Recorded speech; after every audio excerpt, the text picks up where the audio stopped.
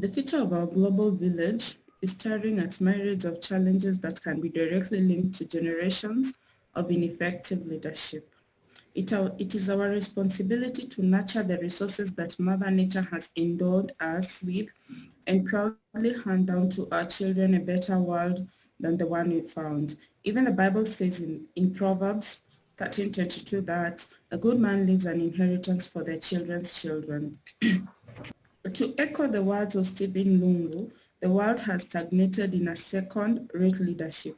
Our continent's regress due to selfish acts of captain interest groups. In Stephen's own words, our past role models in leadership have not always been examples of virtue and service, and we the people have paid a high price for this.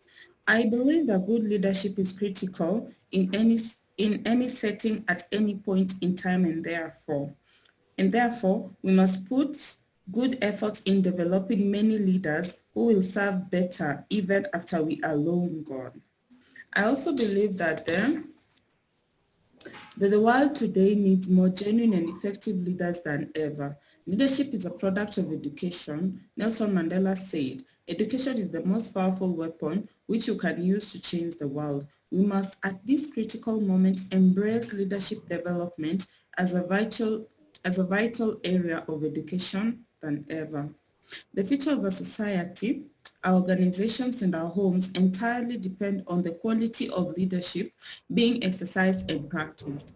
The success of our businesses and enterprises, among other undertakings, depend on the quality of our leadership.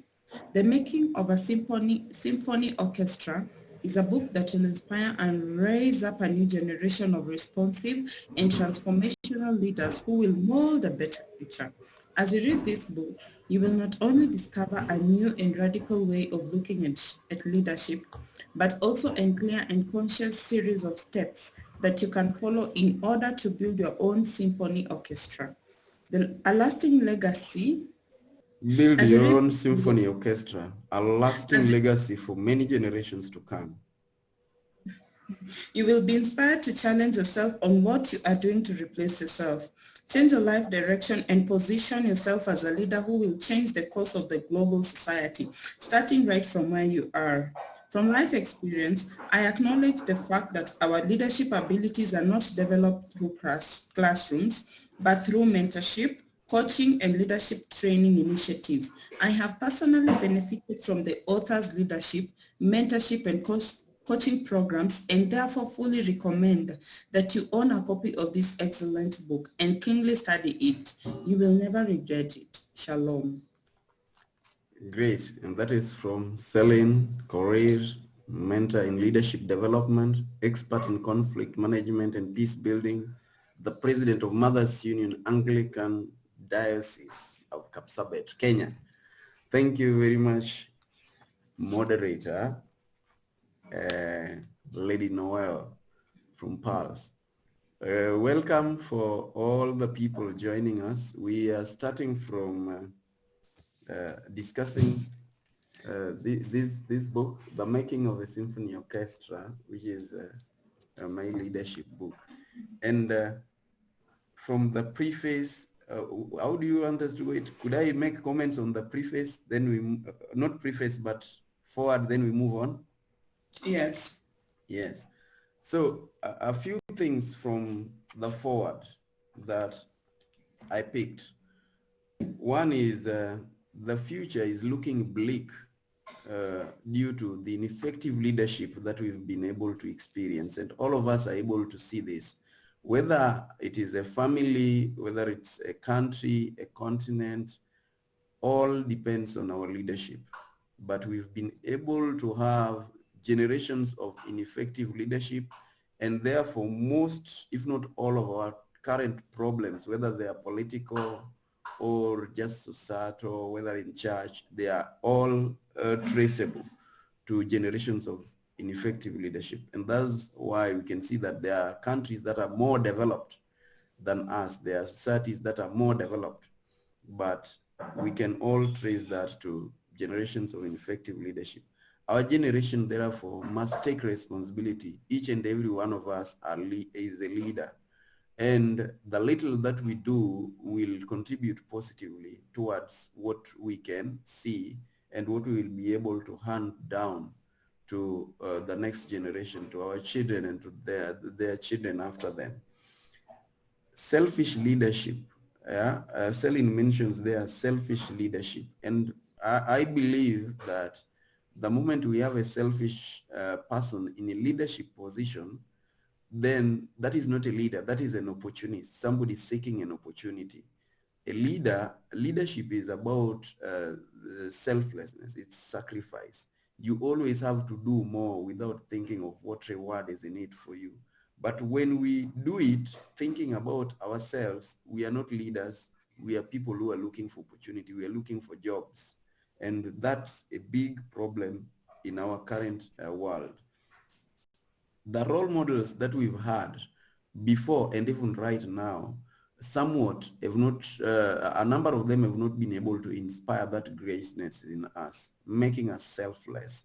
Instead, we see them using the opportunities to either bulldoze or to grab or to do other things that are not coherent with what we expect in good leadership. So it's an effort on our side that is required to ensure that we develop, we grow the kind of society that we need. Each and every one of us must make that effort. The world today, I love saying, needs more great leaders than great preachers.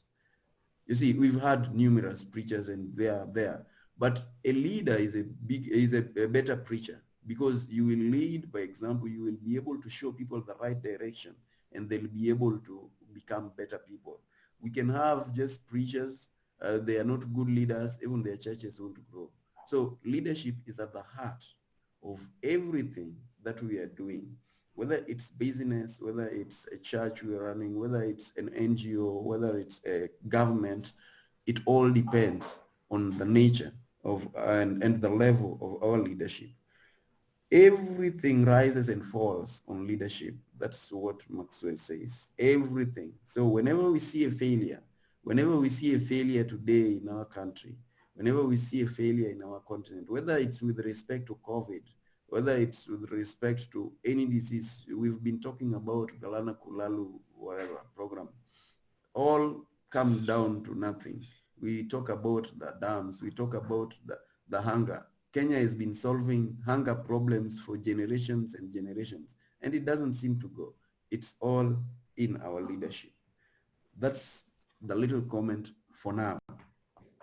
Now, I want us to, before we share anything more, I'd like us to go through the preface, and then we will have another brief discussion. The subject of leadership, the preface is from the author. The subject of leadership has been written all the years by both big and small names, in large and small prints. Why then would I bother to write another book on this subject? Why would one need to read this book? Perhaps in the following few paragraphs, I will be able to make a case for this inspired course and thus gain your most precious audience. Running away from a problem does not solve it. One of my teachers taught me. You must confront the problem in order to solve it. In my childhood, I learned the value of taking responsibility whenever there was something that needed to be addressed. These were my first leadership lessons. In that case, therefore, in my study and practice, I still felt a sense of responsibility to add my little voice to this very important subject. Even if doing so could only help a single individual to be inspired into becoming the person the Creator intended in them.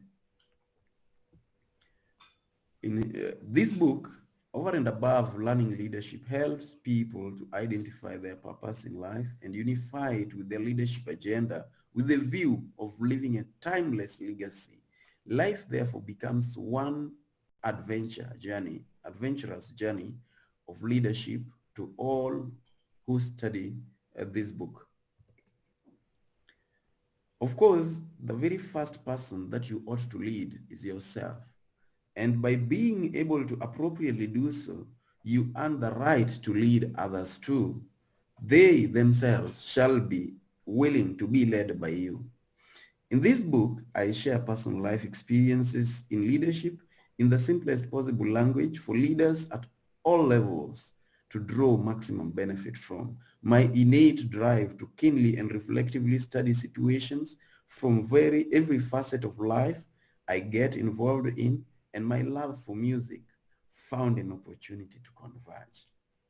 Thus, this book uses the metaphor of the orchestral music to share salient leadership lessons that would hitherto stay hidden to some people. This is not a music book. It is a leadership book. You do not have to know music in order to appreciate it. All you have to do is contemplatively tap your right foot to its beats as you drink from its priceless pot of leadership. As life would have it, the universe is full of music. All around us is music in the sense of harmony. The Creator did not intend any chaos, but harmony in all we see and do. That is what makes music. Many parts, that's what makes music. Many parts, many instruments, many participants, but one beautiful piece of art that is pleasing to the ear. The same applies in all our leadership positions. We have to bring all pieces together in order to achieve the envisioned results. That is the language of life. Whoever makes the best symphony becomes the greatest leader, the greatest director for the orchestra. It is my belief that you will enjoy the musicality in this leadership book as you dutifully mine the nuggets of wisdom that lurk within the pages into your life. The lessons you are going to learn by studying it shall forever remain imprinted in your heart and positively contribute to your immortality. I wish you all the best in your leadership endeavors and look forward to receiving feedback from you about how this book impacted your life. Otieno Paul-Peter, ESQ, pp@liveyourdream.co.ke, Live Your Dream Enterprises Limited. Now, that's about the preface. And a few things I just want to highlight or underline about the preface include the following. Responsibility again. Running away from a problem does not solve a problem. Wherever we are, we must be people who are willing to take part in solving the problems that we see because we are the leaders. There is nobody else who is going to do it for us. If it's to be, it is up to us. I remember when I started a network marketing business, and I realized that I did not know how to sell, and the same was happening even to my team. And I realized I don't need to blame anybody. Well, my background was and is still science and technology and all that. I had not done any direct marketing or direct selling, but I had to do it. I had to take responsibility. And I remember asking God that I'd like you to give me all the problems that people are likely to experience in my organization so that when somebody experiences it, I'll be able to share my experience and help them through. I chose the path of learning sales, and I started by reading books and practicing what I read. In fact, the first book I read had a very beautiful title. I didn't even know that it was really a serious sales book, but it became one serious sales book. It was called The Secrets of Great Rainmakers. Yes, I was going to make it rain. And by the way, it started raining. It keeps raining. And I read the next and read the next, and I started practicing these things and teaching people. I took responsibility to teach people, and people became good salespeople. And to date, I love sales. I didn't like that word to start with, but I realized it's at the center of leadership. There is no way I'm going to do something or make people to do something that I don't know. And in every area of my life, I've always tried to take responsibility because that's what I was taught. Even in our estate, we've been experiencing certain troubles at the larger estate, not our small estate. And there's been leadership crisis. We tried to step in. It didn't work very well. We let them move in, but we are still trying to come up again and fix some things, because if we don't do it, then who? Yeah, I remember a song that says, nisipohubiri nani ahubiri? Yes, nisipotangaza nani atangaze? In other words, even leadership would say, if I don't take up that initiative, then who will? Timeless. As timeless leadership is in the results of a leader. Meaning, whatever we are doing, it should not be something that is a passing cloud. It should be something that will be there for generations. That's why Celine quoted there Nelson Mandela, who died way back. You see, and people will keep quoting Nelson Mandela. People will keep getting inspired by his life. The same thing happens to the likes of Abraham Lincoln, Martin Luther King, and all these other people, Mahatma Gandhi. Those are some of the people we will never forget. And how about our own Jesus Christ? It's timelessness. There is nothing that whatever they did will become a cake. No, we will continue to refer to them. So in order to achieve that, we've got to start by leading ourselves in the right direction. Because then we do not, if we don't do that, we do not have the moral authority. We do not earn the right to lead other people. There is no way we are going to lead any other person if our own lives are not in order. I love giving this story of my family, my dad. My dad was alcoholic. And for that reason, because he was really alcoholic, for that reason only, nobody wanted to listen to him. Everyone would say, but what wisdom does he have? Yeah, because if he had something, then people would see it in him. But there was nothing much to be seen. He was always struggling, always trying to borrow, nothing, no house. And so nobody wants to listen to you. But if we lead ourselves, that is discipline. Leading self, I know we will discuss it at another chapter, but leading self is the first step to leadership. If there is nobody else you're going to lead, then you've got to lead yourself. And as your constituency grows, as your orchestra grows, you get more music. Yeah, some of you here are in other pieces of my orchestra. So the orchestra, the symphony orchestra, it's a metaphor. I love music, and most of us have learned about orchestra. We have the people who are playing different instruments, the oboists, the violinists, the guitarists, we have the organists, we have the vocalists. Vocalists are people who now sing it. Yeah, but all of them work together through the direction of a director, and by the end of the day, we love the music that we listen to. Likewise, in leadership, in any organization, we bring pieces together. Just like in football, we have number 9, the striker, we have the stopper, we have all these people, but working towards the same goal. In every organization, whichever the mission for that organization is, everyone is doing his or her bit, like a symphony orchestra, in order to produce the big result. And that's why it's good to start with the mission. Whenever we are discussing business and business development and mentoring people, we say the most important aspect is the mission, which is the problem you're going to solve. Yes. And bringing these pieces together produces the result that will make you somewhat immortal. Apparently, that reminds me that part of what I had thought I should make this book, the subtitle for this book, The Timeless Leadership, it had something to do with immortality.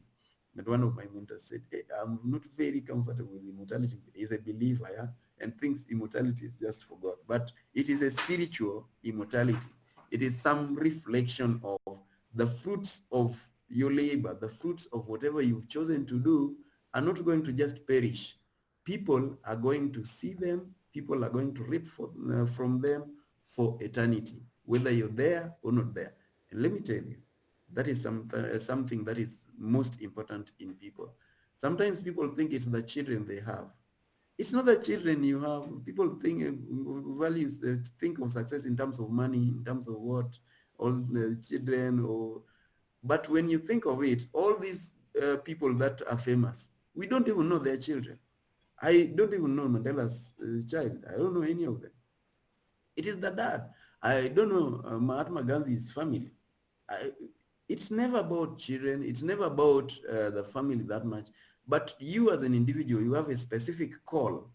That's the reason you are put on the planet. Your children have their own calls and everybody else. So we must each work towards making this country, making our society, making ourselves better people, so that the society or the country, the world that we're going to hand over to others will be a better world. Thank you, Berita. Thank you so much, Otieno Paul-Peter, for that. I think I'll comment on something that you said, which is so very true. We first of all lead ourselves before we lead others. So is it erroneous for me to say that then the bad leadership that we are seeing begins from these people not being leaders in their own lives? Is it erroneous if I say that? It's not. It's absolutely true, because you cannot give what you don't have. You see, if you are morally right, if you know that you don't need to steal from the public, instead you need to help people. You see, we see a situation where a leader comes in, or those called leaders. By the way, I always distinguish people in leadership position from leaders. There are people who are leaders, but they don't have any leadership position, but somewhat they tend to lead. Now you will see these people in leadership positions. They are fat, big. Yeah, the people they are leading are very emaciated. They're looking really horrible. But that is the people they want to lead. They are grabbing from people. If we are not properly nurtured and grown in leadership, then we are not leaders. We are just opportunists. Yeah. So those are opportunists. Those are not leaders. They are in leadership positions. That doesn't make them leaders, because we've seen a situation where people are placed into leadership positions for various reasons. Mm-hmm. Yes. Okay. Thank you so much. And that is very true. So I think I would just urge all of us that before we go out and lead, let us start by leading ourselves. Let us start by me, myself, and I. And personally, I think that the steps to leadership are the small things that are in our lives. For example, timekeeping, like grooming yourself, being true to your own word. Just the small things in our lives are the ones that affect our leadership. It is either you're honest to your word, it is either you're leading yourself to lead others, or you're not leading yourself and you're going to fail miserably in leading others. So I think I will open the floor for questions from other people. Yes, and your contributions too. Yes. So you just introduce yourselves. All of you know me. Oh, by the way, moderator, you also need to introduce yourself. Then other people will introduce themselves and comment. Cynthia. Okay, I am Noel Khasandi. I'm the interim director of an organization called Pearls and Treasures Trust. Pearls and Treasures Trust is a Christian organization that deals with sexuality and abortion issues and crisis pregnancy issues. I'm sure we're going to know more, and you're going to interact more about that. So because of lack of time, I won't go deeper into that. Yeah. So maybe other people can introduce themselves and tell us what you do, just like in half a minute or something. Karibuni.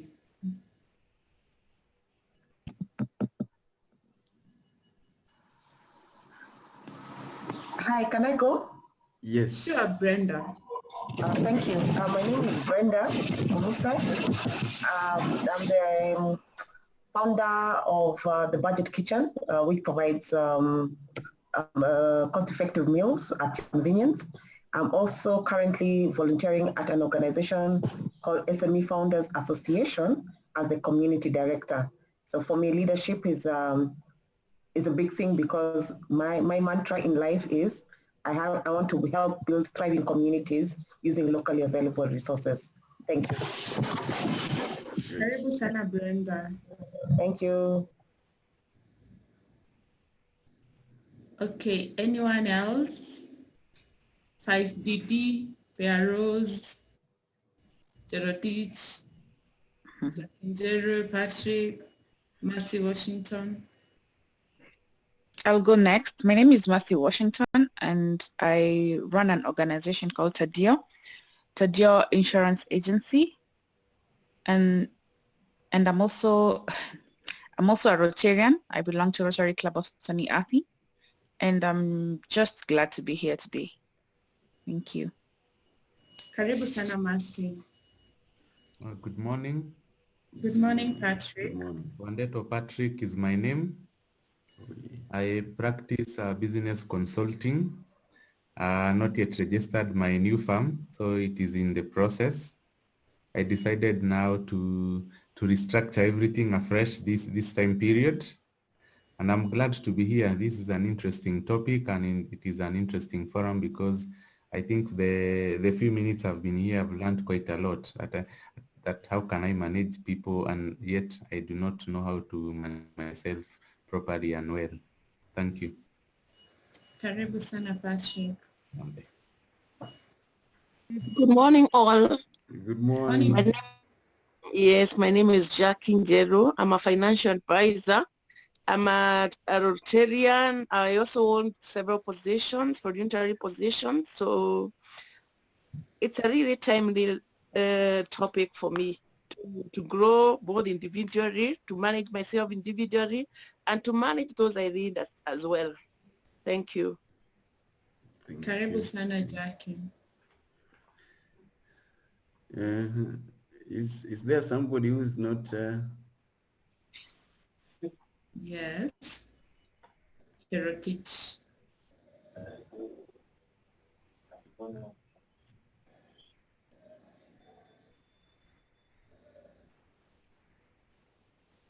Yes, 5DD.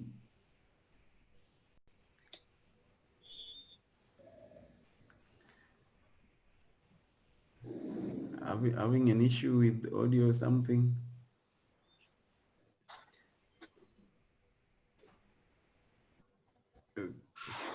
Okay. Perhaps we can go on. When she's able to, she'll say something. Now, Noel, you've mentioned two things that I find quite important. And one is keeping your word. I love saying this, that there is no any leadership in us if we don't keep our words. In fact, the politicians that seem to be popular, I love saying that there is a difference between politicians and political leaders. Yeah, they are just shabby politicians. They walk, they will say this, they say this. The other day they said another thing. Those are politicians, but they are political leaders. They will say something and you will take their word to the bank. You will believe it because of the consistency they've been able to display. In leadership, our word is our bond. Yeah. Sometimes I tell people that if I tell a child I'll cane you, I don't cane them when they commit that because I want to, but because I want to keep my word. Recently, I was at home and I was forced to come back before I finished what I was doing because I had given somebody my word. I gave two people my word. One was my plumber. I went with him and he told me my child, his first child, yeah, I know this first children can be a big deal. It was having first birthday on that Saturday. And they had organized photo shoot, they had organized what, big things, yeah. I hardly do such things, I've never done them. But it's important for him. And he told me, I would like to be back by Friday. I said, by then I think we should have done with everything we are doing, and so we will be back. The next person, some other people called me again related to estate, and I told them, well, we can meet on Saturday. They asked for a meeting so that we can follow up on things. I thought they would run a meeting without necessarily having me, but they thought I'm more qualified to call for the meeting than they come in and something like that. So I gave them my word. We are going to do it on Saturday. Now, that Friday, I knew I would travel on Friday, but I couldn't. I requested my plumber, is it okay if we go tomorrow morning so that we arrive, because I know your function is at 2, we can arrive there by 12 or 1. And we agreed. And I had to do it. I had not finished, and by the way, my leaving ended up messing up a few other things on my side, but I had given my word. I've got to do it. If you don't keep your word in that sense, people start feeling like they have no reason to believe you, and that will mean that they won't trust you. And there is nothing like leadership if we don't have trust.